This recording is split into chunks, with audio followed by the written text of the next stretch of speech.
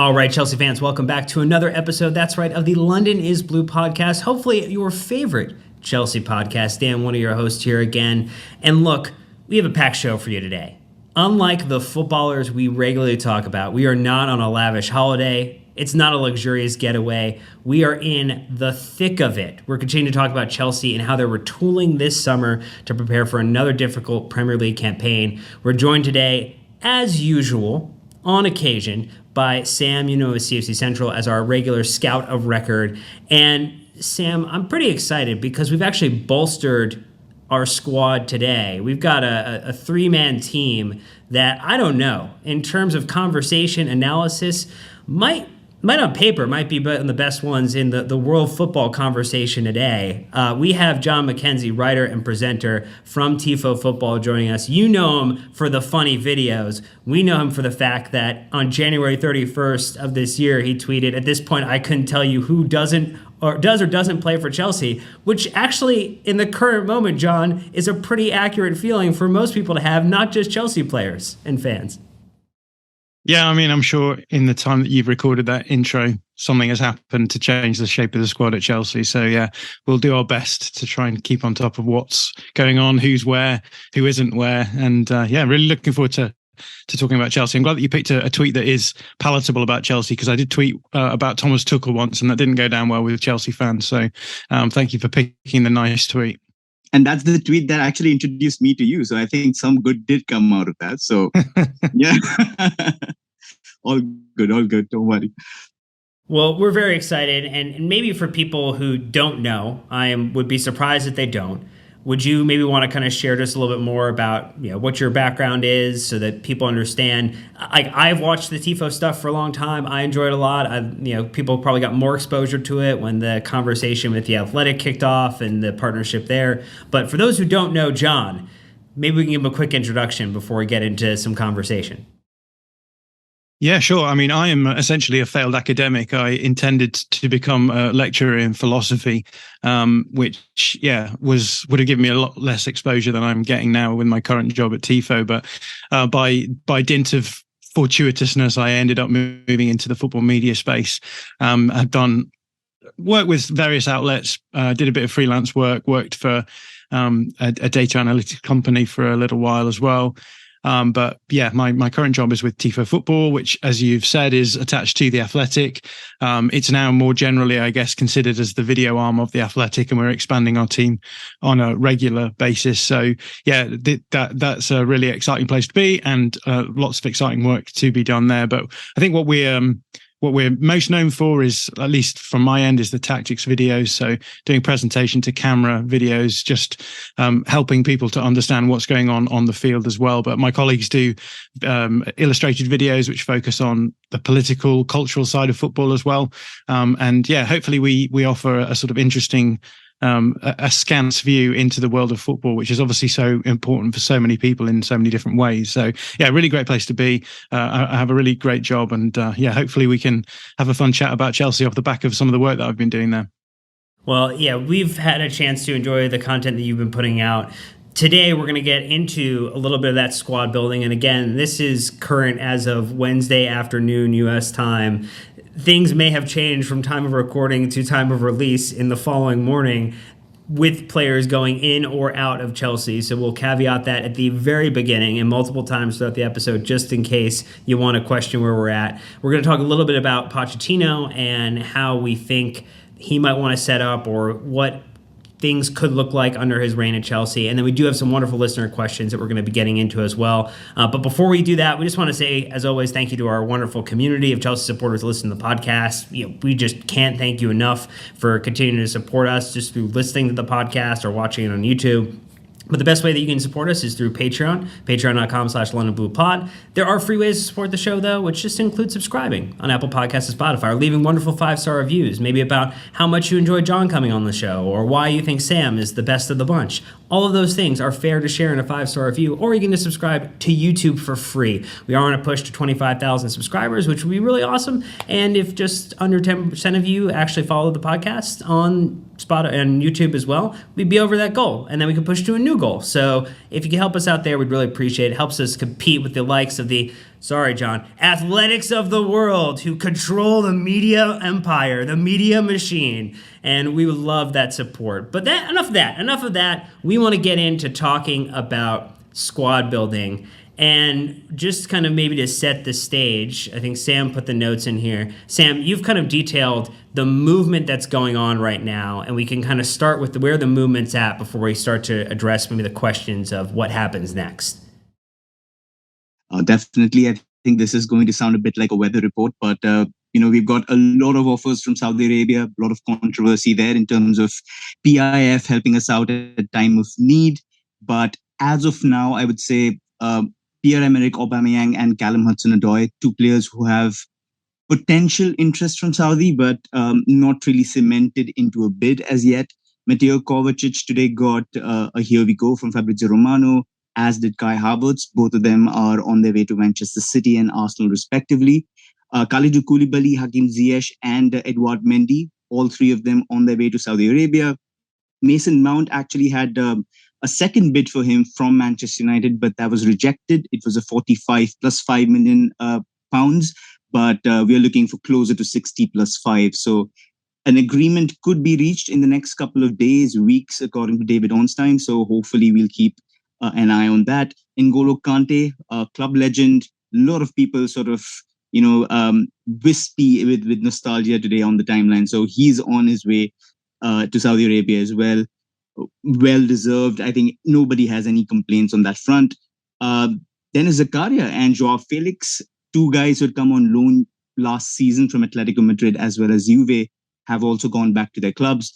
And finally, this morning, we had an update that Trev Chalobah is in talks with Inter Milan regarding a loan plus obligation deal. So hopefully we'll see how that progresses in the coming days. That's all for today, and over to you. I thought you were going to end with a cheeky little weather report from your home to understand what the conditions were to wrap on your weather report. All sunny skies today, I would say. I mean, absolutely lovely weather we're having here. So hopefully that continues over the weeks, I would say. I mean, it's been a fantastic day, hopefully, for everybody in the Chelsea fan base. We've made approximately 100 million already. Might be pushing to 200 with the potential outgoings. We've also moved somewhere around 80 million of the wage bill a year. So I would say overall, like John said, I think if you have to start from scratch, this is the perfect thing Pochettino could have asked for. You start with a clean slate, and you do that by finalizing your outgoings and making space in the squad.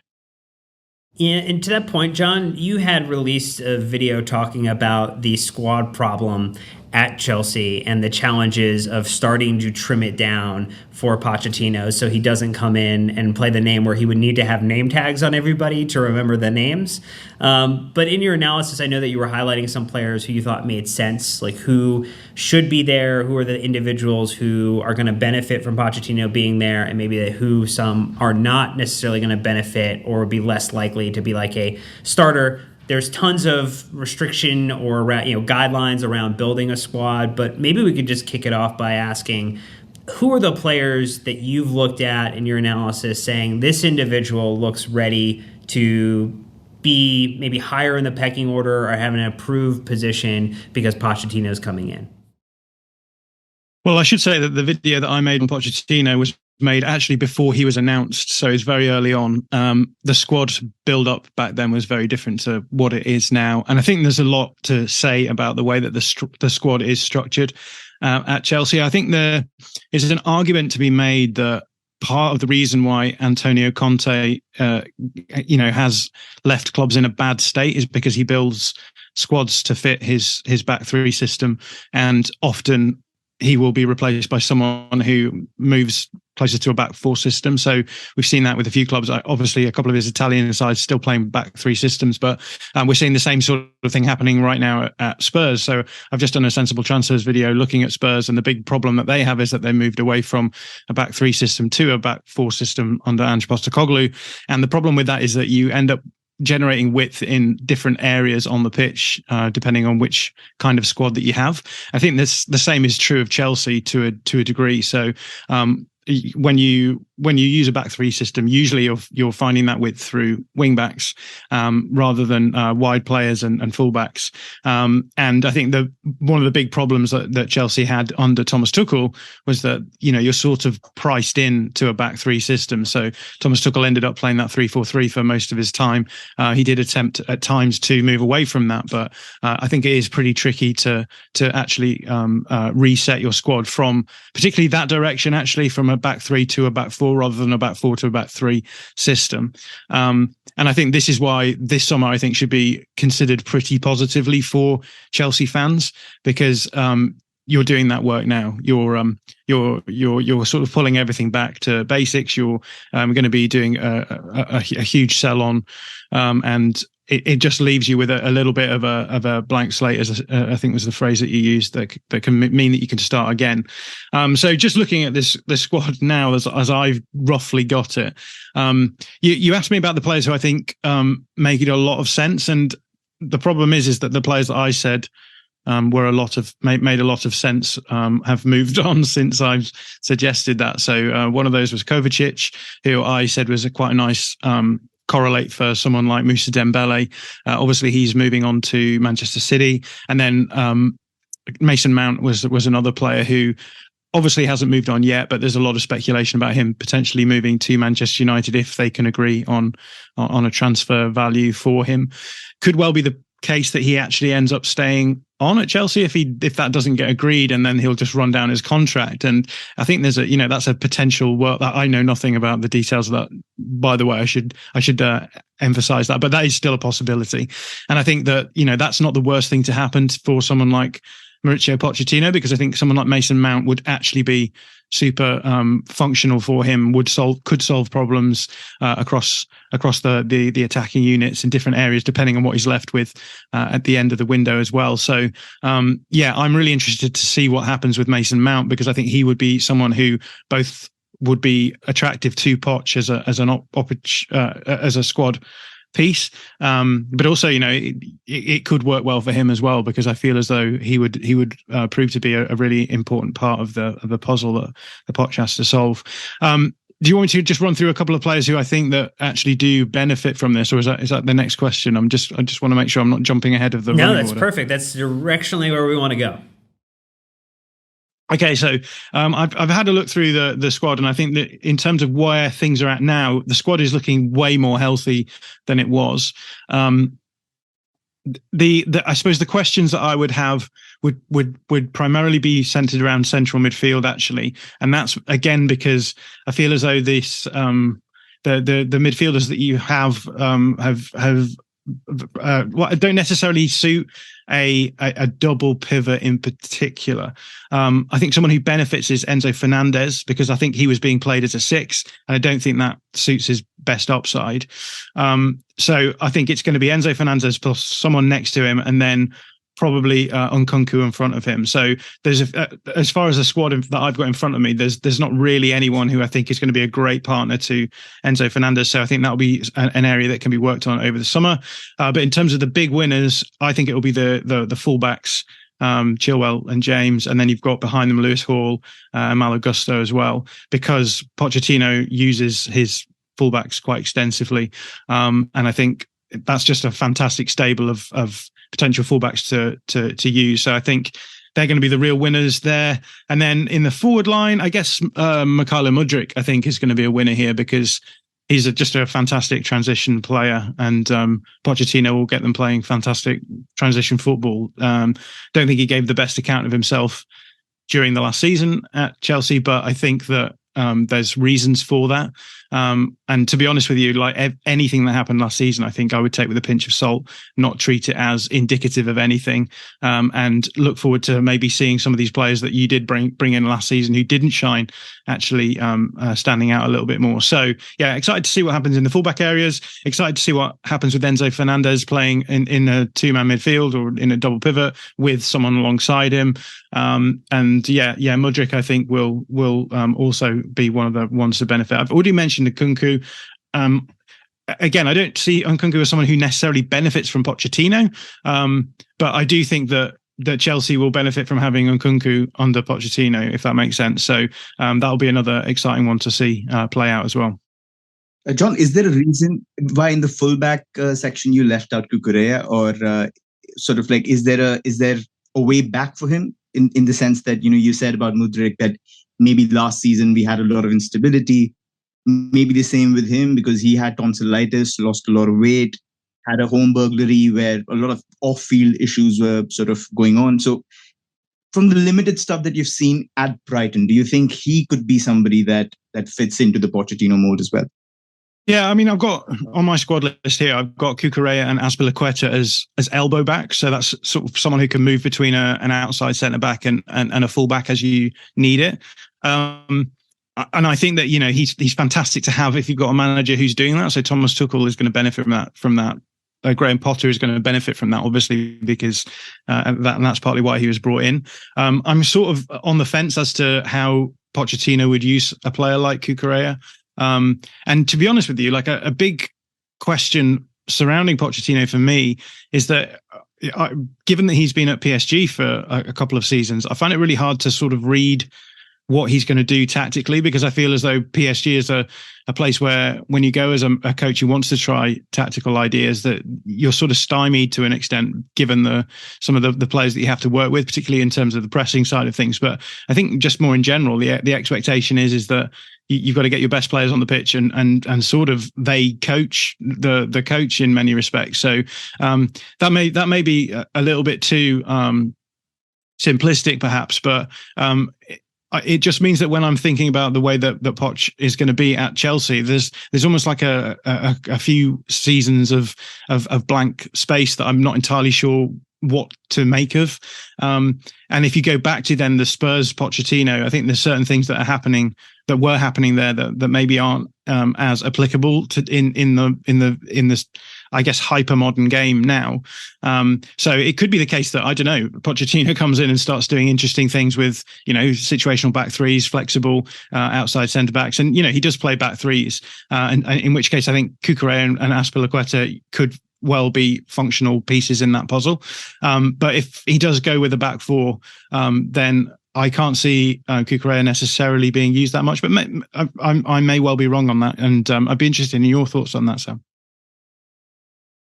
Definitely. I think we've been speculating in terms of what he would do tactically because, from Spurs to PSG, you go from pressing to depressing. So you're trying to sort of figure out a tactical plan, but like you said, incredibly tough to execute. I think there is still, a possibility that you've got two midfielders who also play left back. I mean, if you see Lewis Hall, he's somebody who's able to convert into central midfield, maybe provide a little bit of support to Mykhailo Mudryk, who isn't really known for his defensive work. So maybe if he's looking at a 2-3-5 in attack and possession, then maybe that's sort of like a structure he uses to help in counter-pressing situations.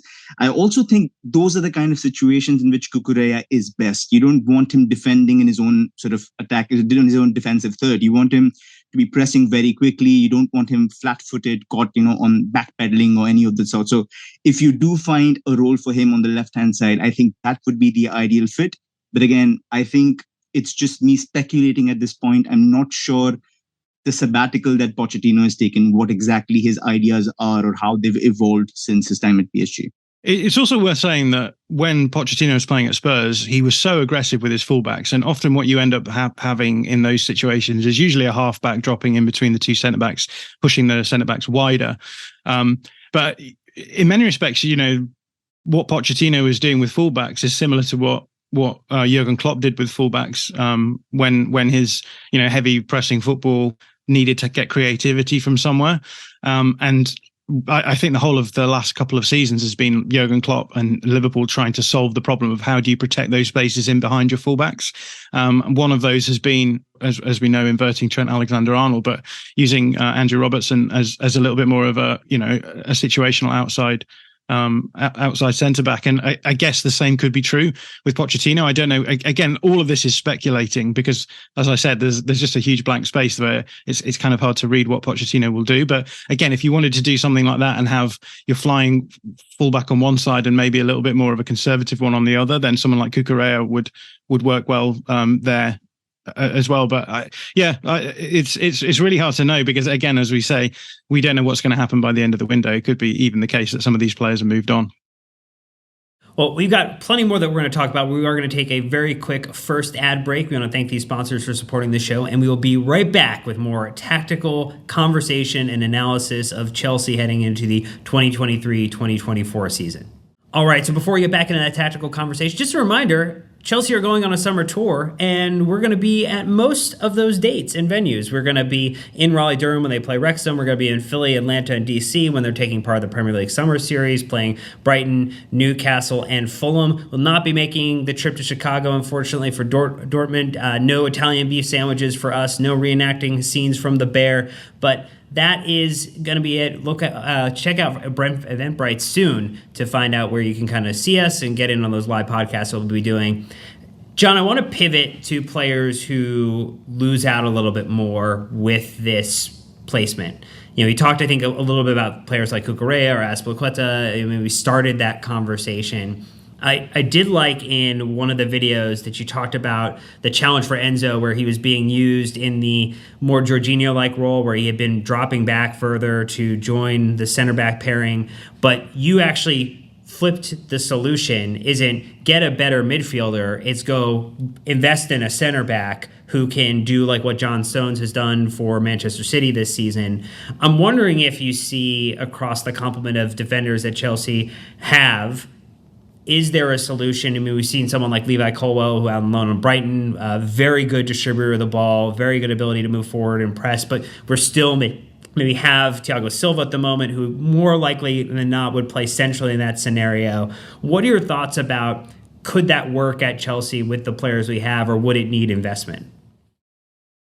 Yeah, I mean, first and foremost, the reason why I would say that the solution would be moving a centre-back forward rather than a centre midfielder back is that I think now in the modern game, the recognition is that the centre midfielders that are playing at the elite level are would be wasted, dropping in between the two centre-backs. You're moving them further away from the play. Obviously, there are different structures and routes that you can do to actually allow that to happen. So there are situations, for example, where Manchester City are playing when Rodri will drop between the centre backs. But for someone like Pochettino, the halfback, as we're calling it, is usually a centre back who, in against an opposition front two in a press, will form a situational back three. So you've just got an overload there. So you've got an extra player in the first line of your build up, so that when the opposition are trying to press you, you have a way out. So there's a sense in which a smart coach for the opposition might recognise that if you're using Enzo Fernandez in that way, if you simply press in let's say a 4-4-2 mid block, what you're going to essentially be doing is keeping Enzo Fernandez even further away from the important parts of the pitch where you might not want him to do that, which I think is a kind of negative thing. So for me, I would rather have Fernandez further up the pitch and then have someone who is probably closer to a centre back playing in that. I mean, it was Eric Dyer for Pochettino when he was at Spurs, but a player like that, a centre back who is going to be good enough on the ball to be able to hold the ball, but you want a pretty good passer in those situations, and at the same time can drop in defensive transition and help out as well. So I'd be interested to hear who you guys think that player would be, because Levi Colwill is a fantastic centre back. I've really enjoyed watching him at Brighton this season, but the role that he's been playing at Brighton is obviously very different to that kind of role. So I think there was a lot of people who suggested when I made that video, Ethan Ampadu and Trevor Chalobah as solutions to that problem, and I agree that those are the sorts of players that you want in that kind of position, but whether or not Chelsea fans would actually be happy with Ethan Ampadu starting as a midfielder under Poch, I think maybe once the rubber hit the road, they would start questioning that. But I think that my sense of it would be that if you were going to bring in someone to play that role, it would have to be someone who currently isn't at Chelsea now. But again, I'd be interested to hear who you guys think could be that midfielder who can sort of play as a pivot player, drop out, help out defensively, but it would be a decent progressive passer, and would allow that sort of system to tick. Sam, we've done a couple of squad reviews so far. Who or do you think that we have that individual within our squad at the moment? I'm not sure we have that individual, to be honest. Like John said, I think Ampadu is somebody who fits the mold, but his weakness has always been sort of progression and passing. We did try him in central midfield under Thomas Tuchel in preseason, and he did struggle a little bit to impose himself on the ball. And it's a bit of a mistake on our part because we put him in like two very, very bad loans. We put him at Venezia and we put him at Spezia, and both were sort of competing for relegation. He didn't really have a chance to express himself on the ball. Half of the times, I mean, I think at Venezia he played 7 different positions, and at Spezia he's played 3. He's also played fullback, he's played at centre back, but most prominently he's played as a centre back. Ideally, would have wanted him to go in a team where he could express himself either in midfield, either as a centre back, and figure out whether that translates to a higher level. But right now, there's a massive question mark, and preseason might be too short to try and find out whether that works or not. What John suggested is pretty interesting. I mean, I am trying to look at the kind of players we could have bought in. I do look at Manuel Ugarte as somebody who could have helped. You know, I've seen him drop in as the third centre back. He's allowed Pedro Gonçalves, for example, next to him to try and orchestrate and progress the ball. Morita, who's also been his pivot partner, is somebody who offers a good level of progression from carries and passes. So somebody with that level of balance, somebody who's also able to counter press, like John said, extremely good in defensive transition, offers high volume of output, would have been ideal. Obviously, the dream signing would be somebody like an Aurelien Chouameni, but he's not going to come. It's just now trying to find out who the next best option is. Caicedo has played right back under De Zerbi, maybe in a deeper position as a centre back, being that third centre back in a back four, allowing Enzo Fernandez to be in positions where he can orchestrate and try to find the kind of deliveries that he likes. Maybe a solution, maybe why we are looking to press on him.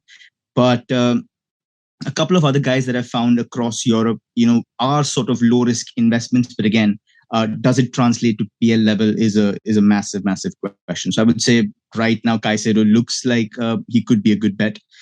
Doesn't have ideal characteristics in terms of the level of progression I would want, but everywhere else, I think he excels. So I think worth the bet. I think it's a really tricky one because, like, usually at least in the European game now, it feels to me as though you end up with sort of destroyer sixes or ball playing sixes. And the problem with this position is it's not really either of those two things. You want someone who is going to be a destroyer, but who does have the ability to play progressive passes. So yeah, like Caicedo is a great example of a player who would fit the profile really nicely.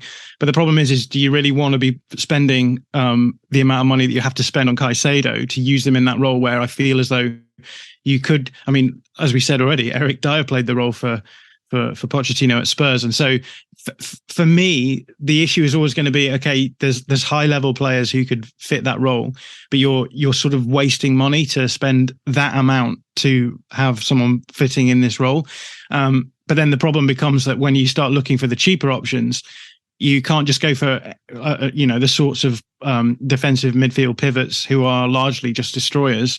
So I'm thinking of someone like Tyler Adams at Leeds has a buyout clause, I think, on relegation. So it would be a much cheaper option than Caicedo. But then the question becomes, is he going to be able to do the progressive passing element of that role as well? So it's a sort of tricky one for me because I think you could fall on a really nice cheap undervalued gem who could do this role because it is an outlier position, right? There's not a huge amount of teams who are looking for this specific skill set. At the same time, Caicedo would be absolutely perfect for this role, but you're then spending, 70, 80, 90 million on a player who, in many respects, like it feels almost like you're wasting, high value elite money, which you could be spending elsewhere to get a player who's going to, obviously be causally linked to an increase in goal production, if that makes sense. No, absolutely. I think Dan and I were sort of talking about this on a previous podcast. I think that's the approach we're probably taking when it comes to centre forwards. It would have been okay for us to spend 120 million on an Osimhen or 90 million on Lautaro Martinez, but instead we're going for 30 million on Nicholas Jackson. We have somebody like Adatro Fofana who's come from Norway. We have somebody like Armando Broja, who's had a season at Southampton. So maybe we are looking at one of those three guys to come in and prove that they're able to make that position their own. So we're moving away from probably expending the kind of money, like you said, you shouldn't be doing. But I think when it comes to central midfield, we also recognize that we've lost 3 first-choice starters in the space of 7 months. So who is it that plays next to Enzo? So I think that's where the panic was. You either get Declan Rice or you get Moises Caicedo. And then from there, you probably try to find the next competitors to these two midfielders. And the question then becomes, can you find a 30 million Enzo competitor? Can you find a 30 million Moises Caicedo competitor? And I think that's where the scouting, the recruitment setup that we had at the club sort of comes into being next season. Like you mentioned, there are a lot of good guys. It's just, do you want to take a risk at a time when top 4 becomes near essential because we have nothing else to fight for next season? Absolutely. And it is worth saying that I am assuming that, what we're going to see is a 4-2-3-1 shape. It could well be the case that we actually see that 3-4-3 shape, in which case, Enzo Fernandez alongside Caicedo is like an absolutely fantastic 2-man midfield. So, that could be their thinking as well. And as you say, like going a little bit cheaper on the number 9 could be simply a way of being able to guarantee that you sort out the midfield, which, as we've already said, is the problem area. But I guess my gut feeling on these things is always, if you're in a situation where you want to get top 4, the easiest way to sort of short-term sticking plaster approach it is to lump your money in the number 9 spot, which has been a problem for Chelsea for the last few seasons anyway, right? So, but this is squad building, 101. These are the questions that your directors of football and your managers have to be thinking about. How, what are the areas that we are going to aim to improve? We can't do that thing anymore, really, because of FFP and whatever, where we just basically buy elite players in every position immediately in one window. You have to think about the way that you're going to do it. You're going to approach it, the areas that you're going to do this window, and then window +1, window +2, window +3, thinking into the future as well. So it's going to be really fascinating to see how it plays out. And it's even more difficult to do all this because we just don't have a clue what Pochettino is going to do. So a lot of this is just speculation, right? Well, as we continue to theory craft our way forward on the pitch, because we talked about the defense and now midfield, thinking about the attack, which has been the source of many of Chelsea's problems over the past several seasons. We know Nkunku is coming in. He was announced yesterday officially. We did pass on a deal to keep Joao Felix permanently or bring him back on loan. We have a petulant striker in Lukaku who does or doesn't want to be in particular places that Chelsea are or not trying to find a location for him or a home for him. And we know that Kai Havertz is on his way to the other side of London to go play with Arsenal. So we know that we have Mykhailo Mudryk, we know Nani Madueke, we have Armando Broja coming back healthy, we have David Datro Fofana, who joined the team last season, albeit with limited minutes and availability. We've got Aubameyang, who looks likely to go somewhere else. This, and Raheem Sterling as well, in addition to Christian Pulisic, another individual rumored to potentially leave this summer. So we've got another area of the pitch where the massive reboot is underway. Is there a group that you could cobble together? Sam and I did this exercise the other day of like, what would a starting match day 1 against Liverpool? Poch maybe gets Jackson in, so we'll give you Jackson as well. What is the starting attacking individuals that Chelsea would put out onto the pitch? Yeah, this is tough because it's funny because you look at the squad and it feels as though in the defensive areas you've just got so many players to pick from, and then in the forward areas it's at the moment it's 5 maybe. With I guess give or take what happens with that David Datro Fofana, Pulisic, for example. But the way that I'm looking at it is that by the end of the window, you will have Sterling and Mudryk probably as options on the left-hand side. Obviously, Sterling can play either side. Madueke on the right. Nkunku can play everywhere in the. I'm just thinking of like 4 slots here, basically. So a 10, 9, and then either side. You've got Armando Broja. I'm not entirely sure where he's at in terms of his fitness, but he'll be the backup 9, I suspect. And then the question is who you get in as a 9. You've suggested Nicholas Jackson from Villarreal, which seems to be the one that people are talking about. I guess the way that I would think about this is that it's either going to be a 4-man attack or a 3-man attack, depending on what shape you use further down the field. So if it's a 4-2-3-1, you'll obviously have a 10 in the front three. If it's the 3-4-3, then it will just be a front three, which changes things a little bit, because I think that Pochettino would like to get someone like Nkunku in the 10 slot. Actually, not mention Mason Mount. I guess we're sort of intrinsically writing him off, but that maybe isn't fair, because I think that when you look at, for example, his Spurs side, Mason Mount would be perfect in the Christian Eriksen role, which is, a sort of inverting wide player on the right who comes inside, can drop in, help out with build up, can move inside to press if needed. Is a little bit more flexible than the winger on the left hand side. So yeah, Mason Mount is an option, but I have no idea what he'll be doing. So if we say that it's like Madueke, Mount as potentials for those two positions, or Mount as a backup potentially to Nkunku in the 10, again, there's so much flexibility with Nkunku that you can literally play him wherever you want as well. So I would suspect it'll be something like on opening day, if they play the 4-2-3-1 shape, try and get Nkunku into the 10, have a number 9. So let's say Jackson for the time being, just as a placeholder. And then Madueke on the right, unless Mount is available, in which case he could play. And then on the left, I think it might just be Sterling starting and then Mudryk coming on as an impact sub. But again, I could see it being either way. I could see him being happy to start Mudryk as well. And then in the front three, you have the flexibility of being able to play Nkunku as a 9 or as a player on either side. But I think if they play that front three in a 3-4-3, that's when you're more likely to have to see someone like Mason Mount, because you need a little bit more flexibility if you want someone who can drop into the midfield area. And out of possession, I think you'll often see that wide right player dropping onto the opposition pivot player, which I think is a really key movement in modern Premier League football anyway. So that could be fascinating to see how that one works out, because I don't really see anyone else being able to do that in the current setup. But I think it would then be Nkunku. I don't know, Nkunku.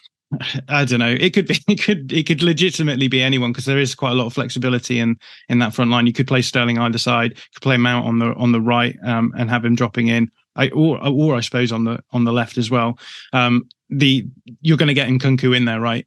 So that will be the one. And then the question is whether or not you're happy to play Nkunku in a wide position and then the 9 up front, or whether or not, if you play that front three, Nkunku becomes the 9, and then you fiddle things around. But I feel as though I'm sort of flying all sheets to the wind here, because there's so many different options, and again, it's almost impossible to say what the structure is going to be right now. So hopefully that gives a bit of a sense of what could happen. So thinking about maybe the larger change, we obviously are talking about pieces being changed on the board, but the player of the game has changed with Pochettino coming in. I know that you did a Spaces with the Coach's Voice around the time that Pochettino was being linked, and this was when the carousel of candidates was being bandied around with Luis Enrique, Nagelsmann, Diego Simeone, many others. Anyone who was willing to raise their hand would be considered for a moment and get a lottery ticket, and Pochettino was the one who ended up landing the job. I guess looking at the squad that Chelsea have, maybe we think, or have thought, or at least maybe have group thunk ourselves together on the idea that Pochettino, with the way that he's jumped into sides, grown players, has shown an ability to coach individuals up and to really instill high pressing and intensity into teams for where this Chelsea side currently is. It maybe feels like to me that he's the right guy for the job in this moment. Is that what your sense is, based upon your observation, how much you've watched of him previously? Speaking as an outsider and a neutral in that respect, I think looking at the Chelsea job as it presented to itself this summer, we've just gone through a season where the Chelsea managerial job has chewed up 3 coaches in a row. Thomas Tuchel, who is without doubt one of the elite coaches in the world, and then Graham Potter, who is like one of the up-and-coming elite coaches in the world and was thought very highly of, and then a club legend in Frank Lampard. And I don't think any one of those three comes out of this season with any sort of glory. And I think when that happens, you have to recognise that, you know, the problem there is the job, not the managers. And so I think that there's a sense in which any manager looking at this potential job, knowing that, you know, we've seen that it's an outlier job because you've got a completely unwieldy squad that is completely lumpy. It's also a team that isn't going to be in the Champions League next season. That I think that raises probably alarm bells for coaches. So I think that just puts you in a situation where you're at the behest of a manager who can come in. And I think on the back of that, and given what we said about Pochettino in terms of we don't really know where he's at tactically, there's a little bit of a blank period in his CV off the back of that. That the reason why you ended up with someone like Pochettino, I think, is because both the club and the manager needed each other at that moment, which I hope isn't like too negative a way of putting it. But you know, when you have the season that you've just had, then you sort of have to accept that with the manager that you're getting, there's going to be an element of risk involved in that. Which isn't to say that Pochettino isn't a great manager. And I think, you know, in many respects, given what we've seen happening this summer at Chelsea and this complete overhaul of the squad, it could well be the case that Pochettino is the perfect manager to oversee that kind of overhaul. But I suppose, yeah, again, the big questions that I would have is, you know, what is Pochettino or Chelsea going to get? Is Pochettino that we had at Spurs still actually the sort of elite coach that can get the most out of a really elite squad? How much was Pochettino's possession play carried by certain individuals? Is his out of possession approach still viable at the highest level of the game?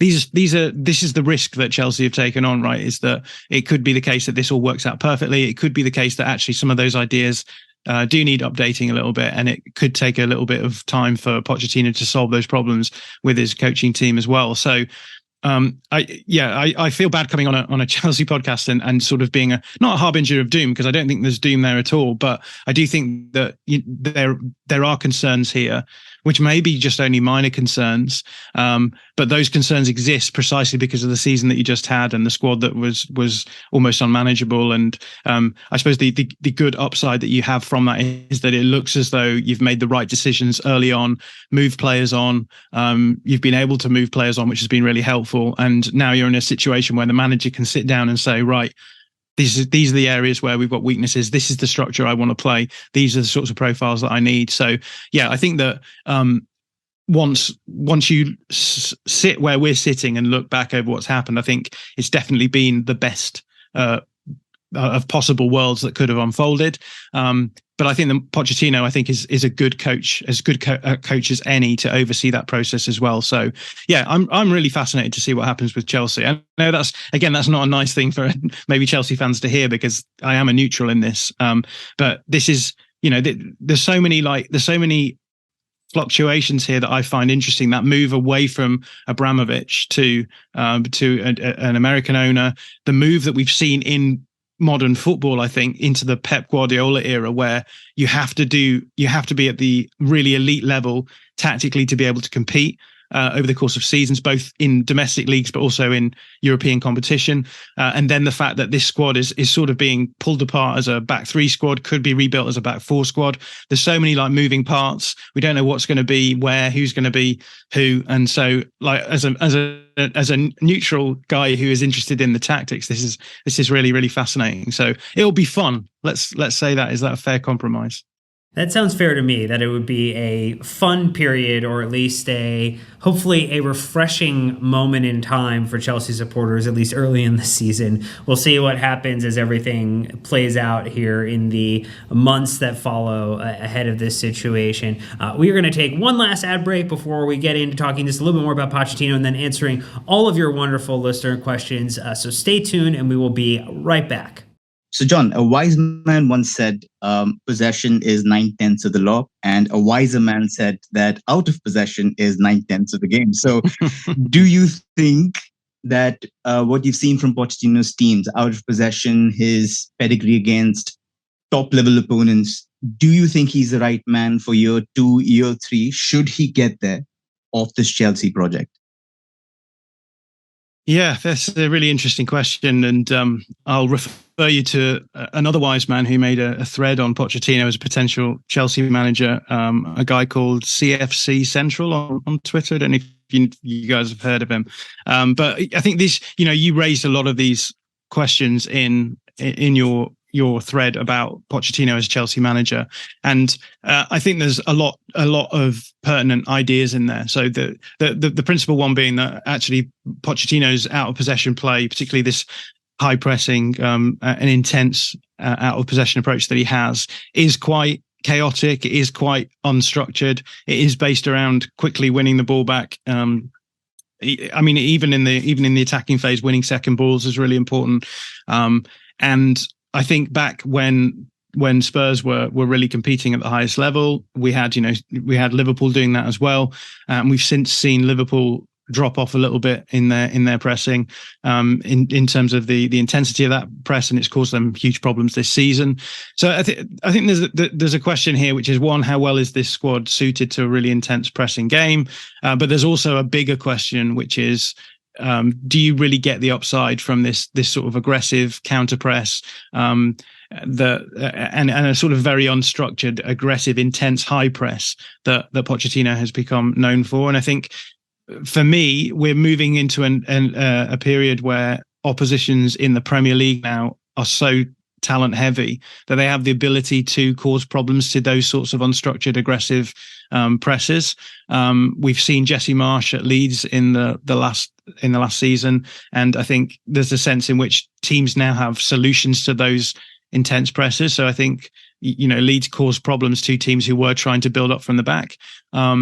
But at the same time, there was a lot of teams who recognised that actually, if you play the ball over the press that Leeds were putting up, then you can get a huge amount of joy out of causing them problems, both in terms of going direct at their back line, but also in terms of if you just sit deep and you refuse to engage with their press, then they lose a huge upside of their game as well. And I think that would probably be a question that Pochettino would have to face. But I also kind of feel as though we've seen so much of an evolution in out of possession approaches, even in the last 5 years, that every elite coach now is having to go through this process to an extent, regardless of what approach they have out of possession. So it's not just the case that the guys who have had these sort of fairly intense, unstructured high presses are suddenly the ones who are losing out. I think that coaches who play passive mid blocks are having to rethink things through as well,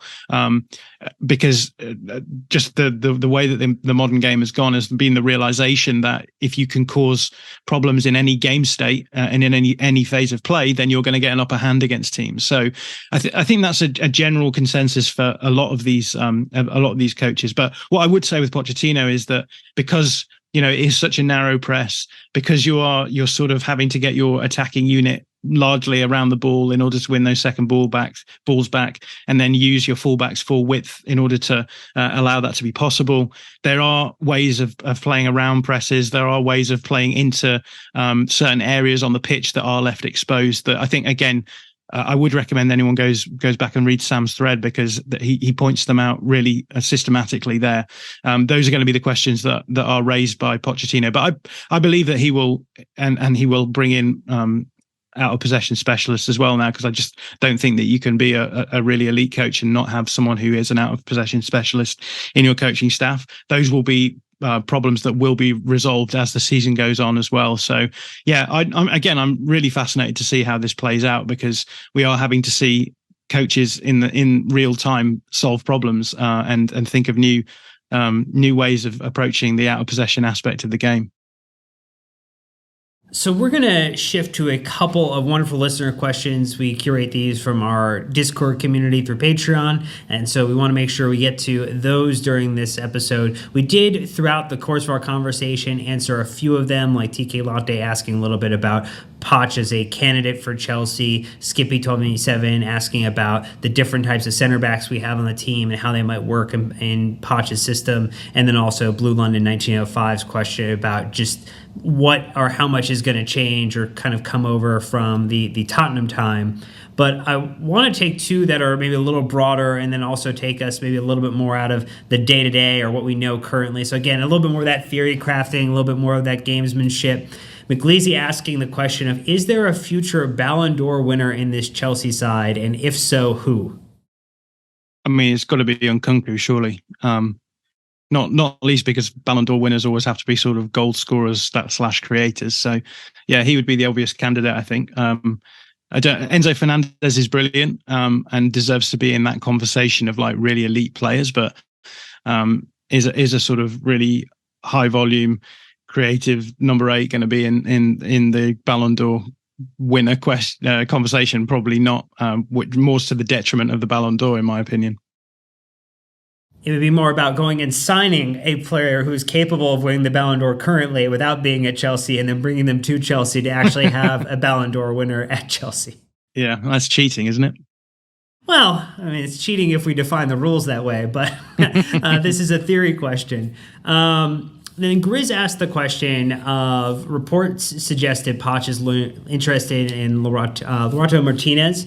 That's unlikely to acquire him. Who do they think likely striker targets are that they can fit in? And what do they think about Broja under Poch? We talked about it a little bit, just maybe from a fitness perspective, how he might fit in. So maybe more just in the sense of, we've talked about Jackson a little bit. I don't know how much you've had a chance to watch of him or look into him, John, if you think he seems like he's going to be a good fit for Chelsea, or, you do a sensible transfers, or Tifo does a sensible transfers type of situation. Are there other names that you've looked at and you said, that looks like a player who'd be really good for Chelsea? Yeah, I mean, in terms of Nicholas Jackson, I'm no expert, and I'm sure Sam has watched every minute that he's played for Villarreal, and I think he was on loan in the second tier last season as well. So I'll leave him to talk a little bit about that. But yeah, from the impression I get is that he's a sort of inside forwardy winger who can also play as a mobile 9 and has actually blown up quite nicely as playing as a 9 this season under Quique Setien towards the end, which is why he got I guess why the move is probably happening. Fascinated to see how that plays out. But Sam, have you managed to watch much of Jackson? I did do that. I was actually just going through his games before the pod. I was watching that and then keeping an eye on Spain and Romania in the under 21 Euros. So I think you've hit the nail on the head. It was actually Unai Emery who placed a lot of faith in him, made sure that he made the jump. I think that's why Villa was sort of linked with him very strongly in this window. I mean, we know that he failed a medical at Bournemouth, but absolutely that. I think he's just a wide man who's transitioned into playing a number 9. I was having this conversation with another friend on Twitter, and he made some interesting observations saying that there are some number 9 runs that he tends to catch a couple of seconds late. So it looks like he's still sort of getting into this mindset of playing as the lone focal point. He obviously loves being outside, loves being on the wings where he can beat players, where he can run towards the center and then set people up. Got a lot of solid ingredients. He's also got a fair bit of hold-up play for somebody who's not very good in the air. Good burst of pace, but I think he will need developing. It's just something that Pochettino likes working with. It's just a very fertile, a bag of clay. And I think it's just up to Pochettino to mold him into the kind of striker that he sees fit. There is a lot of work to be done, though. It does look like he will require coaching, especially in terms of his decisions inside the box. He does score a lot, but those tend to be sort of these tap-ins at the far post, not those runs that he's consciously making towards the front post or peeling away and then scoring. So that's one thing that I will definitely be keeping an eye on. With respects to Broja, I thought that last season would probably have, been the perfect time for him to just play against set defenses and hone the kind of weaknesses we've seen in his game. When we looked at him in Southampton, he was fantastic running on transition. He is an athletic freak, somebody who's 6'3" and runs with the kind of pace and acceleration that he does. In that system, he was phenomenal to watch. But a lot of aspects of his game, the kind of decisions he makes against set defenses, the kind of movements he has when the ball is out wide, very, very raw. It just looks like he hasn't developed those sides of his game at all. So I do think he will need extensive work there. But then again, a lot also relies on, like John said, how quickly can he come back to full fitness. We are hearing reports that he's come back early from preseasons, and he's sort of training with the U21s to make sure that he's up to shape before Pochettino takes over, which is a good decision. But a lot of work to be done there as well. So I think, like John mentioned, I see Broya as the backup 9, and I would see Jackson as somebody who's given a fair amount of time to cultivate those aspects and become the kind of number 9, which hopefully suits the front four. Would you say then that Nkunku is going to be used as a 10 primarily, and how do you think he would fit? Is it sort of on an unwritten expectation that if either of those two 9s that we just talked about in Broya and Jackson don't work out, then at least you've got Nkunku to fall back on? I think so. I think that absolutely factors into the thinking. Something interesting that I noticed with Villarreal was a couple of seasons ago when I was watching Gerard Moreno as a potential strike option. Loved sort of playing, up front, but also dropping and being sort of like this deep lying forward. But when he's played with Jackson, he's almost played as a second striker. So he's used Nicholas Jackson as somebody who's probably a yard or two in front of both centre backs, and then he's using that to run beyond Jackson, which is exactly what Nkunku likes to do. So I can see certain mechanics of it working. They've also got Yeremy Pino on the left-hand side, who's pretty much like a Mudryk, I would say, a left winger who's very good 1v1, somebody who's very direct, loves running at defenders. Also using Jackson as a 1-2 kind of on the wings and running into space behind. So those dynamics in terms of how he works in a 4-2-3-1 with enough people to link up with enough ways to make those 1-2 connections into the box to try and drop deep and vacate the box for other runners. I think that solid foundation is why we moved for him. It's just now cultivating the kind of movements and decision making that he's probably lacking in his game right now. Mm-hmm. Yeah, and I think Nkunku is going to be perfect playing as in that sort of second striker partnership as well. There will be a lot of fluidity in that front four, you'd think, right? And it's kind of fun seeing all of those fluid players in there. And Chelsea still not going for an out and out 9 profile is fun, I guess. Well, when we think about fun and attack, that has not been Chelsea over the past number of seasons. So the fact that you referred to it as a fun thing is probably the most positive note we could start to wrap this conversation on, so that we don't get into the Chelsea attack doom cycle that has existed for the last couple of seasons. I don't know if John knows, but at one point I was so scared of our attack completely failing us that I had a perpetual tab open of the European top 5 leagues and how many teams had scored more goals than us and how many had not, and which of those had entered the relegation races. We were 75th out of 99. Wow. And almost 3, apart from I think 4 sides, everybody else was in the relegation fight or in relegation spots, and I was terrified. So massive PTSD from the kind of attacking woes that he had. Lukaku is still at the club. So yes, I think some trauma never goes away, but hopefully we've got a future Ballon d'Or winner, in our ranks. John's given us the stamp of approval, so I'm going to ride that towards the sunset. So hopefully that comes to fruition. Well, John, we can't thank you enough for coming to chat with us today, talk a little bit about Chelsea, bring you in as a neutral observer and just a individual football savant who could sprinkle some additional wisdom into our lives and understanding a little bit more about the game. So thank you so much. And is there any last note of hope you might leave Chelsea supporters with? Well, thank you so much for having me on. And as I said, I will be watching Chelsea with interest. I do feel bad for having waffled on a lot about stuff that most people don't find that interesting, but I also feel silly for being asked to talk about football when you've got Sam right here as well. You guys are really lucky to have his insight. He's a brilliant guy. But thank you so much for actually inviting me on. I think this is the first Chelsea podcast I've ever done. So thank you for having me on. Well, I was going to say, an important thing is the Chelsea supporters then listening to this need to let Jon know that this is a safe space for him to come back to and respond positively to the messages shared here. But go ahead, Sam. No, I was just saying, I love the fact that Jon sort of, always uses Edgar Allan Poe sort of, voice whenever he's talking about our hopes. Like I will be watching from the chamber door. He's left us with a lot. And I would love to say this to him. Like, this is the first time we're having a conversation. Even before I met him, I was watching Tifo videos and I was watching his work. And a lot of what I know today, a lot of what constitutes my humble knowledge base comes from him. He's an absolute gold mine of knowledge, of insights, and more importantly, he's an absolute gem of a person. So it's been an honor to have you on the podcast and just to have this conversation with you. It's just one of the privileged perks I have of working with LIBP, that I get to talk to people like you. So thank you so much.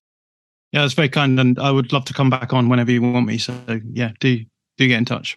Well, we will make sure to find a date in your calendar that works. But before our listeners become insane with long intervals of horrible sanity, a little additional Poe there for you as well. We are going to wrap this one up. And thank you so much for listening to this episode of the London's Blue Podcast. We hope you're staying safe and staying well. And until next time, Chelsea fans, you know what to do. Keep the blue flag flying high.